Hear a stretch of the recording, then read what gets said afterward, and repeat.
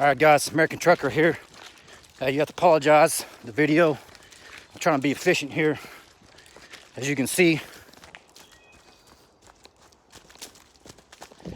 this is kind of a narrow trail and I have not ran it in about 2 years now.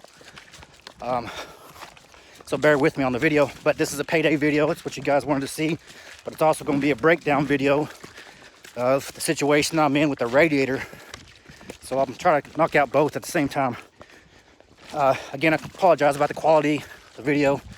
I don't do any editing or anything like that, so what you get is what you get. I don't fluff any numbers.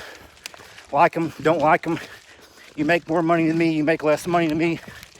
Has nothing to do with the reason why I'm putting these videos out. The payday videos in particular are to give you a real world assessment of where I'm at this time. You could be more, you could be less. Again, everybody's different. But this is the payday video for 12 May 2023. Before I even get into it, I'm just saying the market right now is terrible. The availability of freight is terrible. And the pay is horrible as well. Anyways, as you can see, I'm running, but just trying to knock out more than one thing at the same time. And to be honest with you, if you wonder why, there's a couple reasons why. The Marine Corps, Army, Navy, Air Force, Coast Guard, they call cadence while they run. It's for a couple things. A build teamwork, esprit de corps, all that good stuff. Sorry, I'm dodging a lot of roots and everything, and also, like I said, teamwork, but also kind of control your breathing, so you're not, hyperventilating, things like that.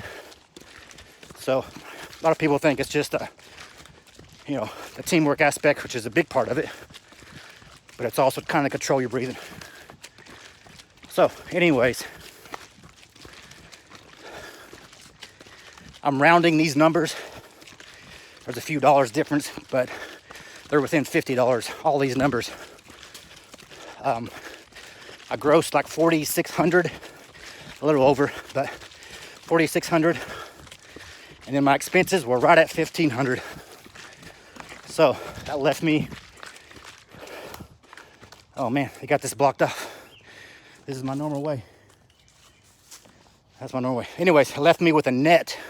I'm gonna run back. A net of $3,100. I believe that math is right. So $3,100 left to me. I don't take out for an E-fund, tire fund, none of that stuff. Now, a big kicker is, if this is the first time watching this video, I don't have a truck APU payment. If you come to Prime and you're leasing, and you made that same amount of money, you're basically going to have to, let me switch hands here. Got to have water too. But you're basically going to have to take out a lease payment if you're leasing on that number, and an APU rental, which is like $75 a week. A lease payment, I don't know what it is now, but I think it depends on what year you get and how long your lease is, but it's at least $1,200, at least $1,100 or $1,200 now, I believe. Could be more, could be a tad bit less. If you got an older truck, a little bit more. If you got a newer truck, maybe. But anyways, so you're gonna have to subtract that number from that $3,100 to get a realistic number. And then, again, people like to make numbers sound better than what they are. And then again, you got to take out for taxes, which people say it's about 24% and you should be okay. But I take out 30 right off the top. Then I have no worries when it comes to time to pay the tax man.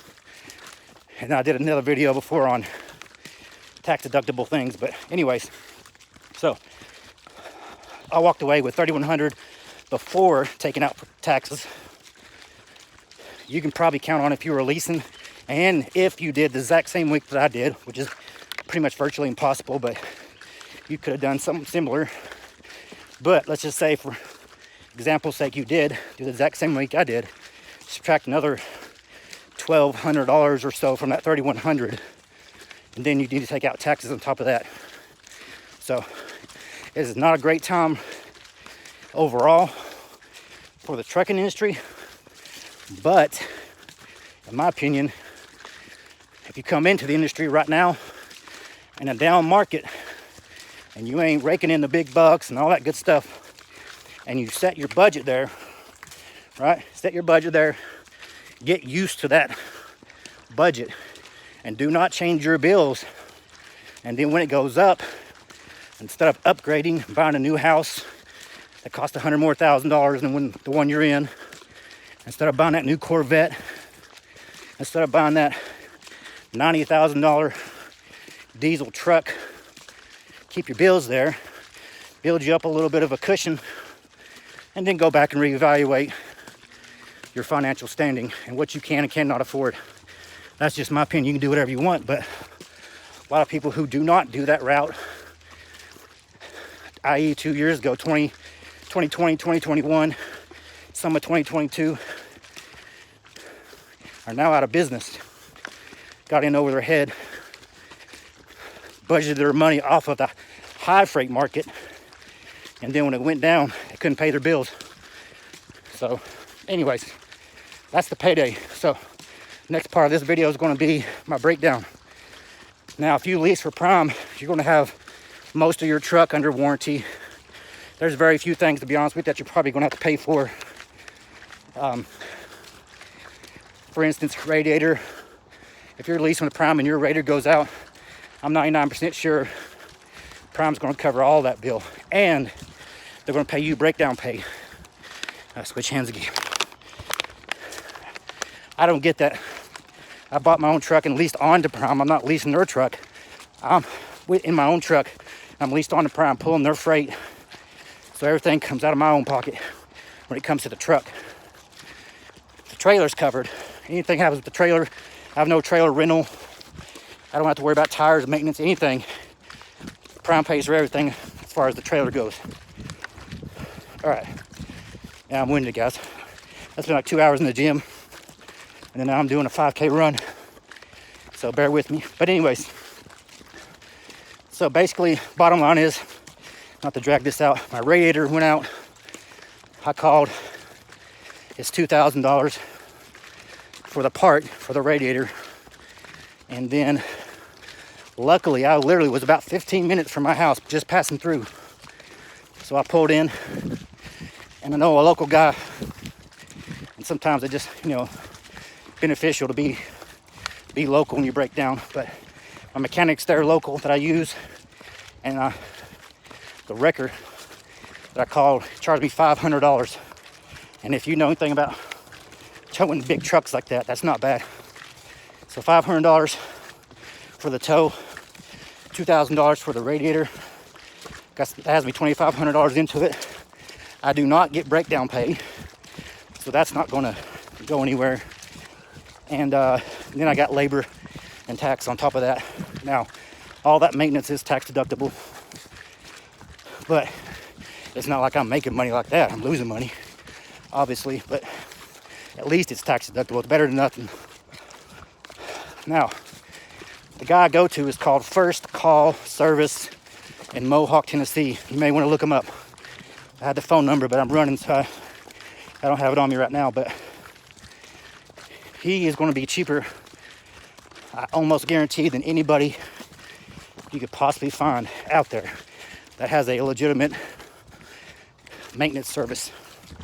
He's in Mohawk, Tennessee. First Call Service, 24 hours. And I'm not going to say what he charges me, because I don't know for sure if this is what he charges everyone. But I literally live about 3 miles from him. And I just tell you, it's under $100 an hour for labor. I don't know anywhere right now in 2023 that's only charging that much. So if you need some work done and it ain't immediate, and you think you're going to be passing through, let me know in the comments below. I'll link you up with the address, phone number. You can call them, tell them what you need done, work out a time that you may be passing through there, and take it from there. But I want to say that standard industry right now is $135 and up for most places for labor, I believe. Let me know in the comments below. But I called Freightliner, and I want to say they were right at $200 an hour for maintenance. So it is what it is. But I'm hoping $4,000 is going to be my, hopefully I don't go over that, but I'm thinking I'm going to be somewhere in that general area. But like I said, if you're releasing, this wouldn't be an issue. You get some breakdown pay, but breakdown pay is not going to be as much as what you could be making. To be honest with you, out there running, but it's better than nothing. And right now, I'm not getting that. But I prepared for this. If you watch some of my earlier videos, when I bought this truck, I didn't go in here with a zero balance on my maintenance account. I was topped off. I was prepared to buy an engine from day one if I had to, and that's not cheap. So this $4,000, I do not like it. I promise you that. Crossing the road here,